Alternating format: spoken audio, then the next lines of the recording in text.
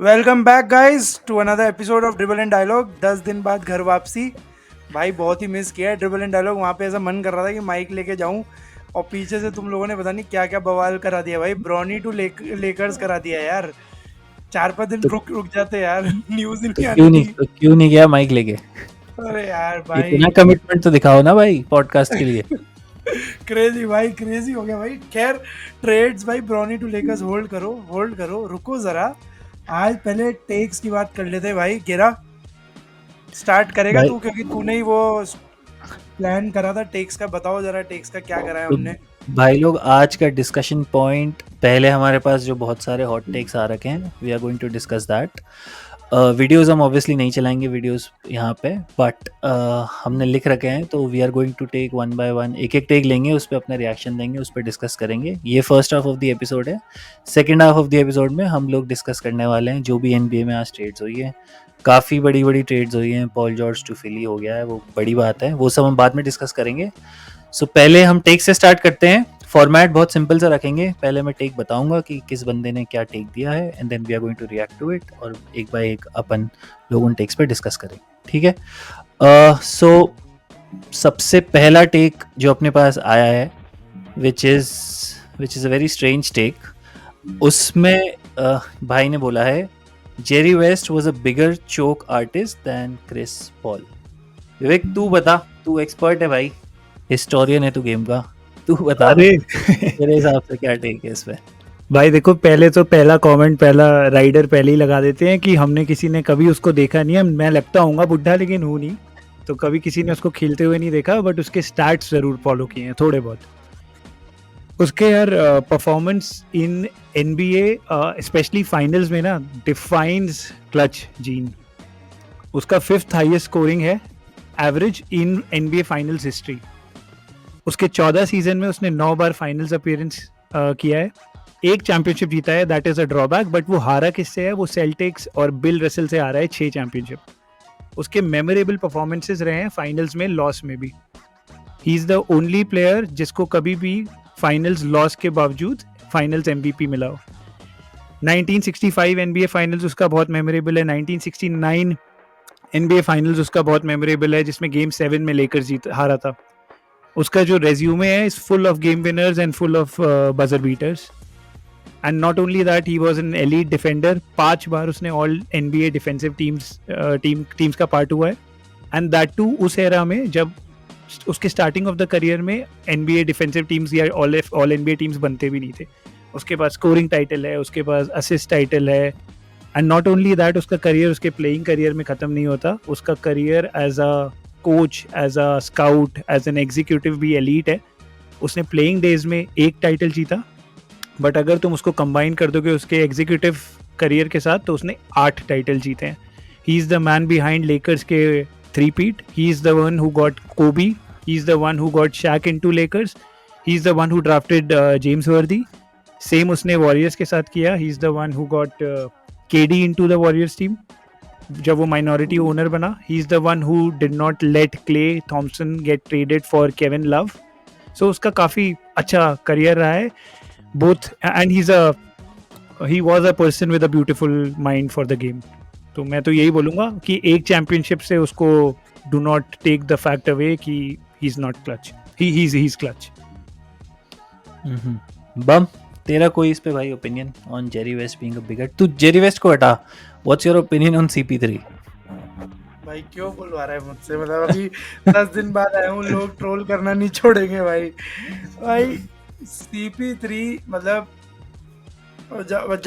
जब फॉलो करते थे ना एनबीए, तब बहुत अच्छा लगता था क्लिपर्स में। पर्सनली बता रहा हूँ कि वो CP3, DeAndre Jordan, I think Jamal Crawford और मेन अपना वो डंकर सुपरमैन, ग्रिफिन। क्या नाम था यार? Griffin, Blake Griffin. Blake Griffin, वो वाली टीम तो बहुत फॉलो करी है। मतलब तब एनबीए इतना इजीली वॉचेबल भी नहीं था, तब भी CP3 पसंद था। बट हमेशा से ऐसा ही लगा कि, और आज भी ऐसा लगता है कि CP3 का जो मिड रेंज गेम है ना, मतलब आई थिंक क्योंकि उसकी एज हो गई है, उसके रिफ्लेक्सेस हो गए, वरना भाई स्क्रीन एंड रोल पे उससे बेटर प्लेयर तो मैंने नहीं देखा मिड रेंज पे। इतना पॉइज है उसके स्क्रीन एंड रोल में भाई। जो उसका फेड अवे है ना मिड रेंज, इतना मतलब लोग स्लोमो में मनु जिनोबली, जेम्स हार्डन याद करते हैं भाई, CP3 का स्लोमो फेड अवे था। स्क्रीन बट बंद होगा अगेन तो एक सेकंड नहीं, तू भटक रहा है। CP3 की तारीफ नहीं सुननी। वो नहीं, बंदा मैं अगला क्लियर अरे नहीं कह रहा है मैं आ रहा था CP3 उस वाज अ पे। चोक आर्टिस्ट। डिस्पाइट ऑल दिस हमेशा ऐसा लगा कि ये कभी गेम जिता नहीं सकता। ये हमेशा उसके गेम में थी कि वो क्लच प्लेयर नहीं है। मतलब he had a beautiful game but he did not have that thing कि भाई 4 पॉइंट लीड कर रहे हो, CP3 को बॉल दे दो, मतलब ट्रेल कर रहे हो और CP3 को बॉल दे दो। CP3 में वो कभी प्लेयर आया ही नहीं भाई। विवेक तुझे कुछ ऐड करना है भाई? मुझे बस एक ही लाइन बोलनी है भाई CP3 के लिए। CP3 is a good player no doubt, but CP3 के लिए एक लाइन ये बोलूंगा कि get CP3 and get an early bird discounted ticket to Cancun. Ashish your reaction. मेरा तो इस पे रिएक्शन ले ले भाई, विवेक की बात पे। वो ज्यादा अमेजिंग था यार। विवेक ने तो काफी अमेजिंग चीजें बताई यार जेरी वेस्ट की। तो मुझे लगा डिस्कशन तो वहीं खत्म हो जाता है। उसके बाद क्या CP3 क्या डिस्कस करोगे यार? CP3 का क्या ही रेज्यूमे है। मतलब स्टेफ करी रखते तो फिर भी थोड़ा सा कंपेयर कर पाते कि हाँ मतलब कौन ज्यादा बड़ा चोकर है।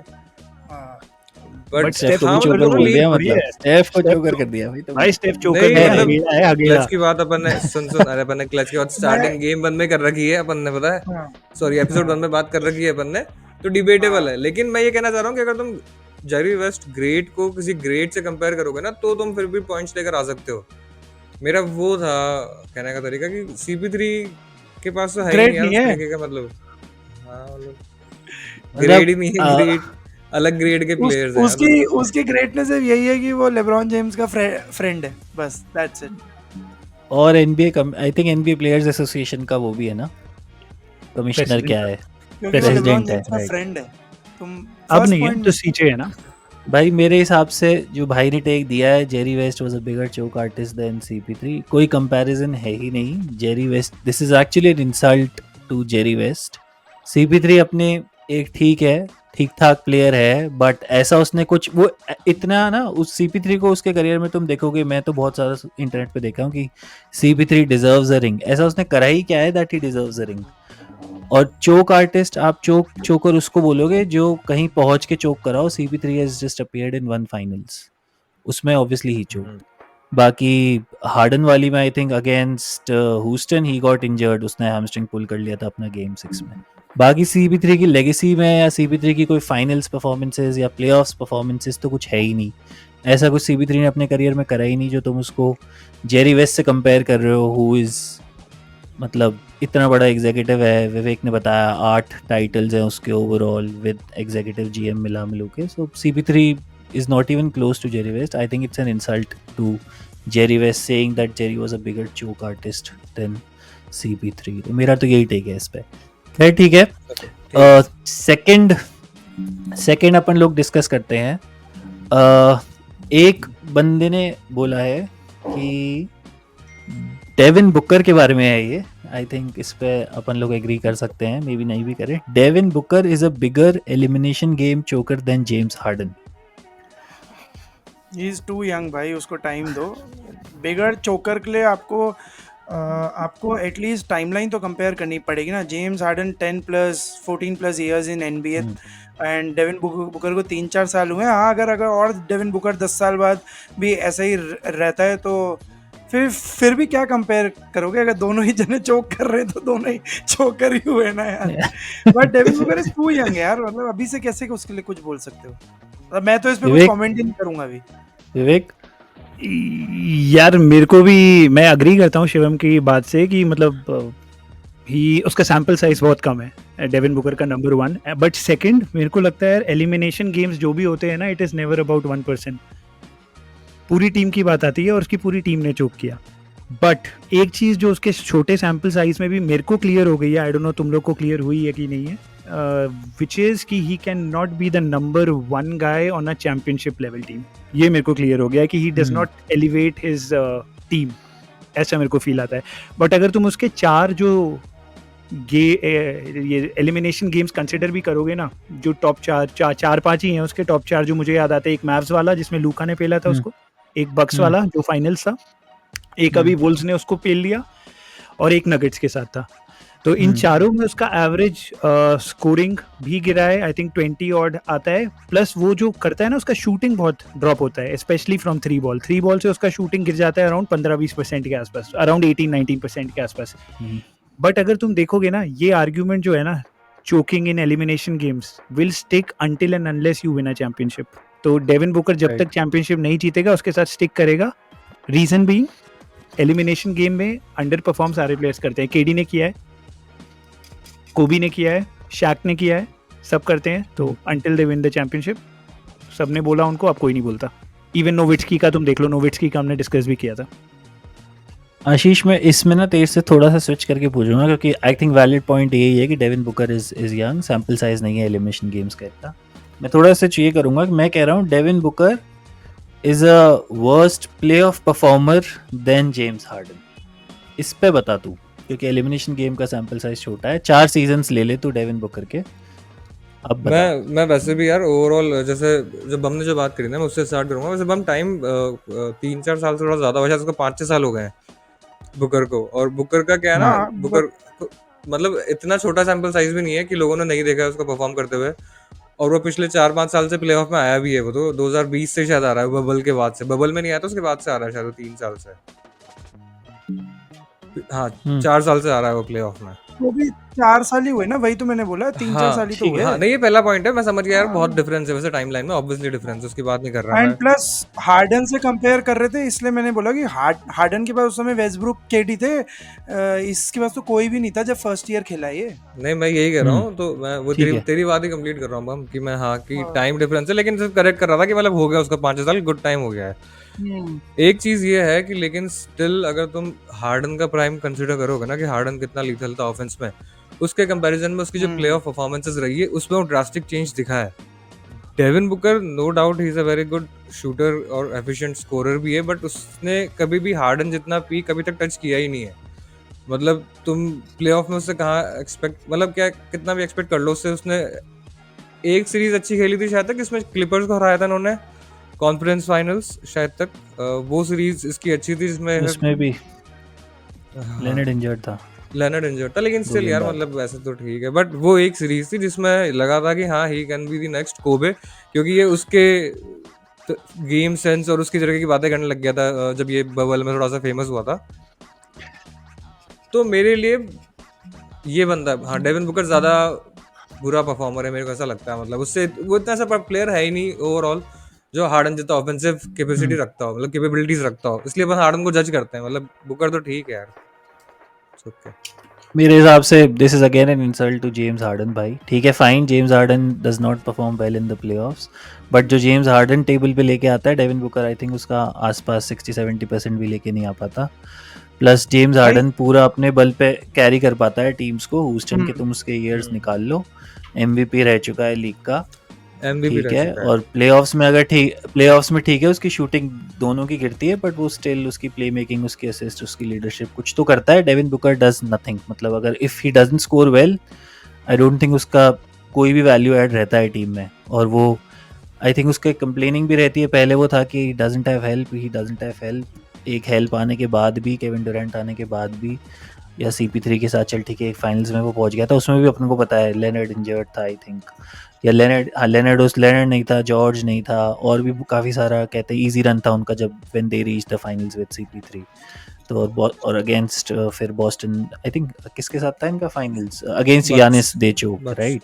बट उसमें CP3 इंजर्ड था भाई, बट उसमें CP3 इंजर्ड था। बट अगेन डेविन बुकर ने ऐसा अपने करियर में अभी तक 5-6 इयर्स में ऐसा कुछ करा नहीं है कि तुम उसको ये कह दो कि भाई, मतलब you can compare Harden to Booker. Harden is a very big choker, ये मैं एग्री कर सकता हूँ कि हार्डन भी बहुत बड़ा चोकर है प्लेऑफ्स में। इस पे I can agree, but putting in Devin Booker and Harden in the same line is not justified to Harden. Harden has done a lot over his career. एक क्वेश्चन है मेरा आशीष और इससे गेरा से, कि मतलब अ प्लेयर हु इज, जैसे तुम दोनों ही कह रहे हो कि हार्डन तो फार बेटर प्लेयर है ऑफेंसिव, कोई कंपैरिजन होना ही नहीं चाहिए।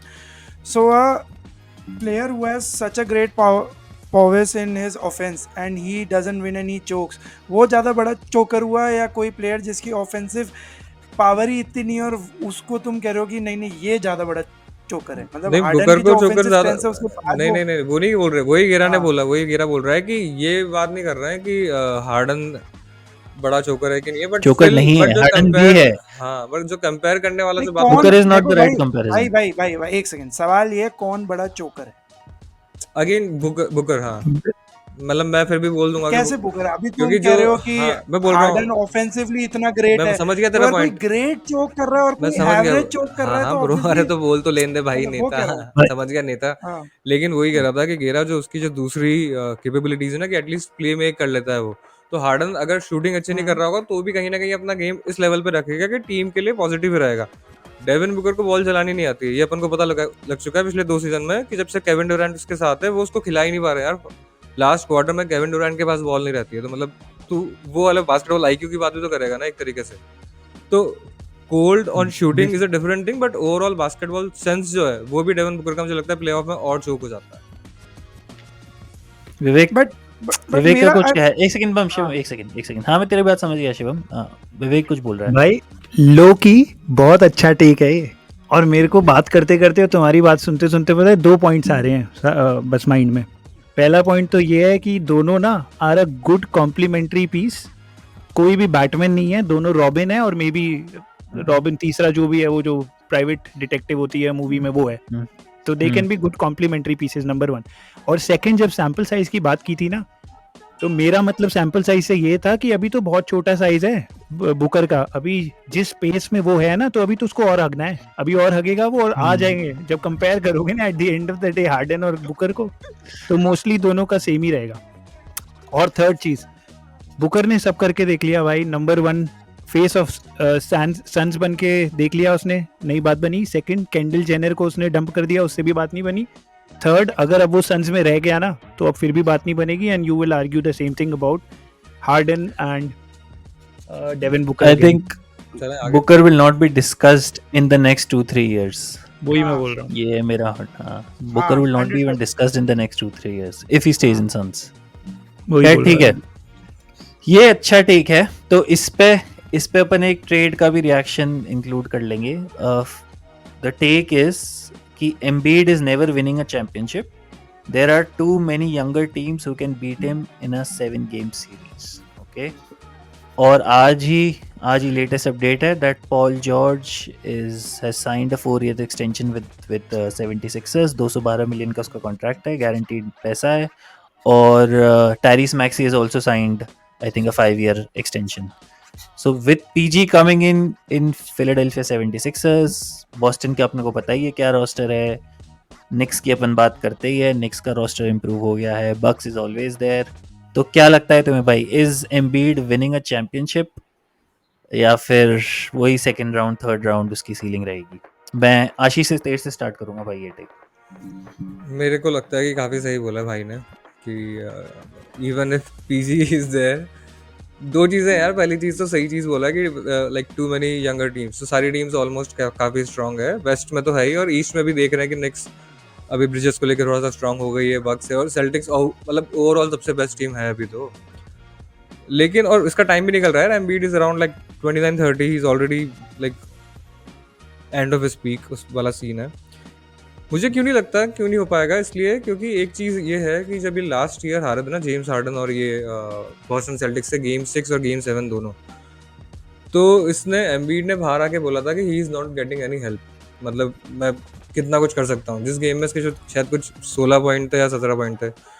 तो जो एक लीडरशिप होती है या फिर अकाउंटेबिलिटी होती है ना कि यार मैंने कुछ नहीं किया इस गेम में, तो वो एक्सेप्ट ना करके तुम किसी और के ऊपर फेंक रहे हो, तो मतलब तुम लीडर नहीं हो और तुम कभी नहीं जीत सकते। फिर अगर तुम्हारा माइंडसेट वैसा है ना तो तुम हमेशा किराए पे भी रहोगे, तुम्हें कोई नहीं जिता सकता। तुम 40 पॉइंट मारने वाले प्लेयर हो यार, तुम कुछ भी कर सकते हो, but still with that attitude कहीं नहीं जाओगे, कुछ भी हो जाए कहीं नहीं जाओगे। बम, आई थिंक आशीष ने बिल्कुल सही बोला भाई, with that kind of attitude. हमने जितने भी ग्रेड्स देखे हैं, कभी भी कोई हार के ऐसे बिल्कुल डंप नहीं कर देता अपनी लॉस को किसी प्लेयर में। मतलब फॉर एग्जांपल लेब्रॉन को देख ही लो, कितने फाइनल हार गए, बट ऐसा कभी इस साल भी आके उसने कहा नहीं कि रोस्टर बिल्कुल लेकर्स का ऐसा घटिया है, ये है वो, ठीक है हार गए, आगे बढ़ो, मतलब प्ले लाइक अ मतलब विनर यार, ठीक है। अब लेकिन इस साल वो काफ़ी इंजर्ड था अराउंड द प्लेऑफ्स और उसने अच्छी परफॉर्मेंस दी है, but I don't think PG के आने से कुछ ऐसा फ़र्क पड़ेगा। मुझे तो और उल्टा ये लगता है कि मैक्सी के हाथ में बॉल कम हो जाएगी, जो कि उनका पोटेंशियल थ्रेट था, मतलब ईस्ट के लिए एक पोटेंशियल थ्रेट बन रहा था। मैक्सी मोस्ट इम्प्रूव प्लेयर था भाई मेरे लिए तो, और मतलब क्या ही खेला है वो इस सीज़न। अब पीजी के आने से क्या है कि इतने सीनियर प्लेयर को लाके इतने बड़े ट्रेड करके ना, तुम उसे ये नहीं कह सकते कि be the six man of the team और be the third fiddle to the team, क्योंकि अब फिली ऐसी जगह आ गई है कि भाई क्या मैक्सी पे बैंक करना है या पॉल जॉर्ज को एक सीजन दे सकते हैं उसके एक्सपीरियंस पे। तो आई डोंट थिंक फिली कहीं नहीं जीत रही, वही है भाई राउंड 1 राउंड। विवेक यार दोनों ने बिल्कुल सही बोला। मैं भी मैं पार्टली एग्री करता हूँ, पार्टली एग्री नहीं करता हूँ। पहले मैं तुमको बताता हूँ 2 facts about Embiid. Only MVP in NBA history to not make conference finals, Embiid. 1 out of 3 to not make NBA finals. Steve Nash, Derrick Rose, third is Embiid. तो Embiid के 7 प्लेऑफ परफॉर्मेंस हो गए हैं career में और सारे एकदम dead outcome मिला उसको। 30 साल का हो गया है भाई। चैंपियनशिप विंडो लगा लो उसकी 3-4 साल की होगी, तो उसकी अगर जो चैंपियनशिप विंडो या अपॉर्चुनिटी में सम करूँ ना, मेरे को 3 क्वेश्चंस आते हैं दिमाग में। 2 का आंसर मेरे को येस आ रहा है, 1 का आंसर मेरे को क्लियरली और टेंडिंग टुवर्ड्स नो आ रहा है। पहला क्वेश्चन है, can he continue to play at an elite NBA level और नियर MVP लेवल? उसका आंसर चलो मैं येस कहता हूँ, because he can play whenever he is on the floor, he is a problem. Second question, क्या उसका front office उसको support करता है गुड ट्रेड्स के साथ या रोस्टर मूव्स के साथ? इसका आंसर भी आज पता चल गया, is a yes. Paul George दे दिया, मैक्सी है, बाकी आई थिंक केली उब्रे ने भी रीसाइन कर लिया, तो कॉम्प्लीमेंट्री पीसेस भी उसके डिसेंट है। उसको पहले मिला था सिमंस, फिर मिला था, अभी चोकर की बात की हमने, हार्डन की, हार्डन था टीम में, तो ठीक है उसके पास एक आर्ग्यूमेंट है कि मेरे पास इनफ हेल्प नहीं थी या चोकर्स थे साथ में। बटलर और उसकी जमी नहीं, उसमें कवाई ने वो मार दिया था बजर बीटर, तब बाहर हो गया वो। थर्ड क्वेश्चन जो मुझे लग रहा है ना, जो सबसे क्लियर नो और टेंडिंग टुवर्ड्स नो है, वो है can Embiid hold his health for a full NBA season? हमने 7 सीजन देख लो उसके, सारे सीजन में उसकी हेल्थ ने उसको भाई डिसअपॉइंट किया है, एंड स्पेशली ड्यूरिंग प्लेऑफ्स हमेशा वो लॉस्ट एंड फाउंड ही रहा है भाई।